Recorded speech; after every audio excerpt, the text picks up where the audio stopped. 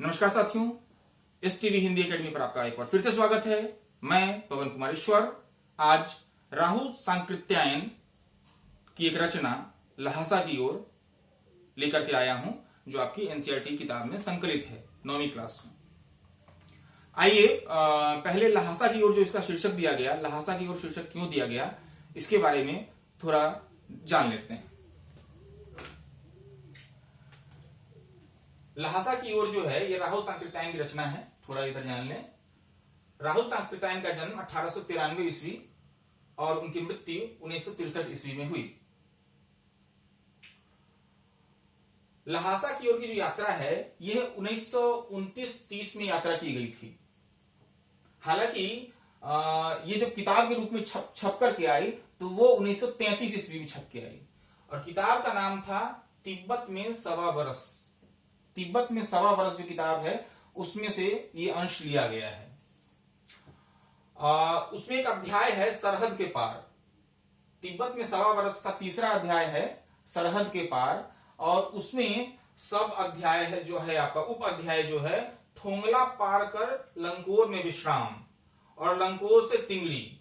यानी कि यह जो लहासा की ओर पाठ आपको जो अंश लिया गया है उसमें आपको जो अध्ययन करना है और पढ़ना है वो थोंगला से लेकर के लंकोर होते हुए तिंगरी तक जाने की यात्रा है। तो क्योंकि राहुल सांकृत्यायन के बारे में आपको मालूम है कि वो घुमक्कर शास्त्र के रचयिता है। घुमक्करी को ही जीवन का उद्देश्य उन्होंने बताया है और उन्होंने कहा है कि जीवन में वही लोग सफल हुए हैं या समाज में या विश्व में वही जातियां सफल हुई हैं जिन्होंने घुमक्करी की है। इन्होंने कहा उसमें घुमक्कर शास्त्र में उन्होंने बताया है कि कैसे घुमक्करी कई बार जीवन के लिए नुकसानदायक भी है, कई बार जीवन का खतरा भी रहता है, समाज के लिए खतरनाक भी है, लेकिन अधिकांशतः इसके फायदे भी बहुत सारे गिनाए हैं। उन्होंने कहा कि अगर भारतीयों में घुमक्करी की प्रवृत्ति होती तो ऑस्ट्रेलिया में जाकर के जो 200-300 साल पहले तक खाली जमीन पड़ा हुआ था उस पे आज अंग्रेजों ने अपना झंडा फहरा दिया है, वहां पर भारतीयों का झंडा फहरा रहा होता। आज से 400-500 वर्ष पहले तक अमेरिका की जो भूमि है वो भी खाली पड़ी हुई थी, वहां पर भी जाकर के चूंकि अंग्रेजों ने ब्रिटिश निवासियों ने घुमक्कड़ी की, घूमे पूरे विश्व में गए, इसलिए आज उनका विश्व में या अमेरिका में या ऑस्ट्रेलिया में परचम लहरा रहा है। अगर भारतीय गए होते, उन्होंने समुद्र यात्रा के बंधन को नहीं माना होता तो आज वहां भारतीय झंडा फहरा रहा होता। तो इसके अलावा राहुल सांकृत्यायन के बारे में आप लोग जानते हैं कि महापंडित की उपाधि दी गई। महापंडित यानी उद्भट विद्वान, बहुत विद्वान से भी ज्यादा ज्ञान रखने वाले, और शायद माने जाते हैं कि 20वीं शताब्दी के सबसे ज्यादा ज्ञानी लोगों में से एक थे राहुल सांकृत्यायन। हिंदी में और कई भाषाओं का ज्ञान, इनको चीनी, जापानी, रूसी, तिब्बती, पाली, प्राकृत, संस्कृत, हिंदी, अपभ्रंश आदि अनेक भाषाओं का ज्ञान था। और वो उनके अंदर ये प्रवृत्ति थी, सीखने की प्रवृत्ति बहुत तीव्र थी। जहां भी जाते थे, जापान गए तो वहां की भाषा सीख ली, चीन गए तो वहां की भाषा सीख ली, रसिया गए तो वहां की भाषा सीख ली। सीखने की प्रवृत्ति बहुत तीव्र थी और जल्दी से वहां के शब्दों को ग्रहण करते थे। ज्ञान बुद्धि बहुत तीक्ष्ण थी। उन्होंने बहुत सारे बौद्ध ज्ञानों को भी हिंदी में रूपांतरित किया, भारतीय लोगों के लिए जो अगम्य था उसको सुगम्य बनाया। और ये कहानी भी, ये यात्रा वृत्तांत जो आप पढ़ेंगे, इस यात्रा वृत्तांत में भी शुरू में ही लिख दिया गया है कि जिस जगह ये यात्रा करने जा रहे हैं वह स्थान जो है वो भारतीयों के लिए प्रतिबंधित है, लेकिन फिर भी ये भिक्षुक का छद्म वेश धारण करके वहां पे जाते हैं और वहां पर जाकर के वो वहां से कैसे किन किन कठिन परिस्थितियों से गुजरते हैं उसका इस कहानी में जिक्र है। है ना वो शेर की सैर कर दुनिया की गाफिल, जिंदगानी फिर कहां, जिंदगानी फिर रही नौजवानी फिर कहां। तो इस मस्ती और मौज में जीने वाले, और सिर्फ मस्ती मौज में जीने वाले भी नहीं, इस यात्रा वृत्तांत में आपको पता चलेगा कि जब इनको एक जगह पे बौद्ध मठ में बहुत सारी इनको किताबें मिल गई तो वहां पे वो सुमति से अपनी जान छुड़ा करके वो कहते ठीक है तुम जाओ अपने जजमानों से मिलो और मैं अपना किताबों में मग्न हो जाता हूं।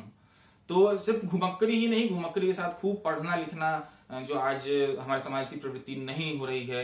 लोग पढ़ने लिखने से ज्यादा अभिव्यक्ति पे, मतलब और चीजों पे ज्यादा ध्यान दे रहे हैं। तो वहां पे राहुल सांकृत्यायन जैसे घुमक्कर की आज भारतीय समाज को जरूरत है। इस कहानी का जो उद्देश्य है, यह उद्देश्य इस कहानी का यह है कि कहानी का उद्देश्य है कि तिब्बत की संस्कृति और तिब्बत की प्रकृति के बारे में बताना। आप जानते हैं किसी भी देश के इतिहास का निर्माण जो है उसके भूगोल से होता है, तो इसलिए तिब्बत के भूगोल को जानना आवश्यक है। आइए एक छोटा सा नक्शा मैंने बनाया है भारत का, उसके माध्यम से इसको जानने का प्रयास करते हैं। ये छोटा सा मैंने नक्शा भारत का बना दिया। भारत के जो उत्तरी हिस्से में नेपाल है और नेपाल के यहां पर आपका ये भूटान वाला हिस्सा है और भूटान से ऊपर अरुणाचल प्रदेश से लेकर जम्मू कश्मीर के ऊपर का जो हिस्सा है यह तिब्बत का हिस्सा है और तिब्बत की राजधानी है लहासा। तो असल में आपको मालूम होगा कि राहुल सांकृत्यायन बौद्ध धर्म में दीक्षित हुए थे और बौद्ध धर्म दीक्षित होने श्रीलंका में बौद्ध धर्म की दीक्षा ली थी और श्रीलंका से यात्रा करते हुए उन्होंने पूरी भारत की यात्रा की है। श्रीलंका से भारत और भारत से होते हुए नेपाल और नेपाल से तिब्बत तक की यात्रा वो करते हैं। तो ये है ज्योग्राफी। जब आपको कभी समझ नहीं आए तो उत्तर दिशा का ज्ञान कर लीजिएगा। आप जहां हैं वहां से उत्तर दिशा की ओर जो है, उत्तर दिशा की ओर ही नेपाल है और नेपाल के और उत्तर में जाकर के तिब्बत है, जहां की प्रकृति है और जहां की संस्कृति है। वहां की संस्कृति के बारे में आज हम देखते हैं, हम कहीं भी रहते हैं घर में ताला लगा के रखते हैं, चोर बटमारों से डर होता है हमारे अंदर।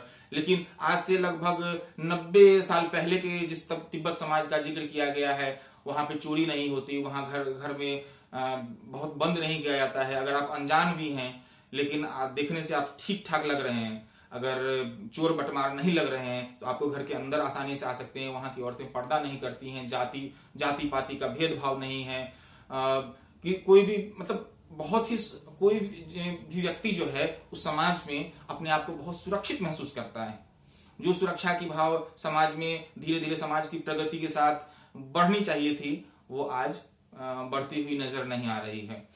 तो इन सब चीजों का जिक्र है। तो यहाँ मुझे लगता है कि बातें मैंने कह दी हैं और जितनी बातें इस पाठ में कही गई हैं, कैसे यात्रा हुई है, कैसे लंकोर तक पहुंचे हैं और कैसे उस रास्ते में भटक गए, उनका घोड़ा राहुल सांकृत्यायन का घोड़ा बहुत ही पिछड़ गया, वो धीरे धीरे चलने वाला घोड़ा था और किन किन कई कठिनाइयों का सामना करते हुए आगे जाते हैं और आगे जाने के बाद अंत में भिक्षु नम से।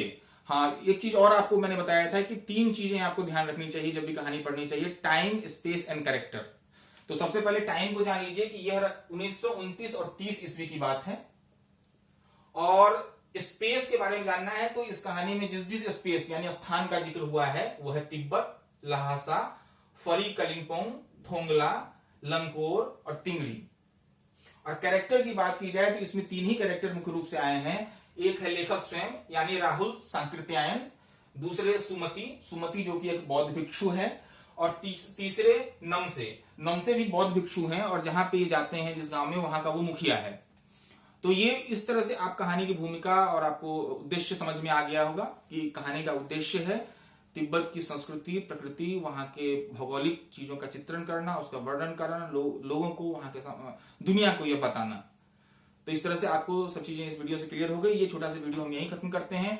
इसके बाद दूसरा खंड जो इसका आएगा उसमें प्रश्न अभ्यास वाला हिस्सा होगा और तीसरे खंड में हम रचना और अभिव्यक्ति और भाषा अध्ययन संबंधी चीजों को करने का प्रयास करेंगे। सभी साथियों का नमस्कार, धन्यवाद।